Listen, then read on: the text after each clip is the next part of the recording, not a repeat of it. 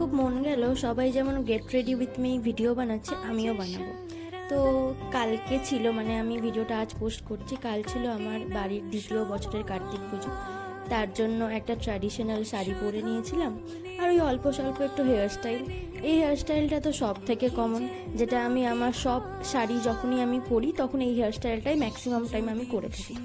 আর আমার কাছে মেকআপ বলতে খুবই কম সম, ওই শুধু একটু কম্প্যাক্ট আর একটু টাচ আপ, ব্যাস, এর বেশি আমি মেকআপ করি না। আর যেহেতু আমার পুজোটা বাড়ির সবাইকে নিয়েছিল, তাই অত বেশি সাজিনি, একটু সোনার গয়না আর যেটুকু যা পরতে হয়, শাখা বলা চুড়ি, সেটুকু পরে নিয়েছিলাম।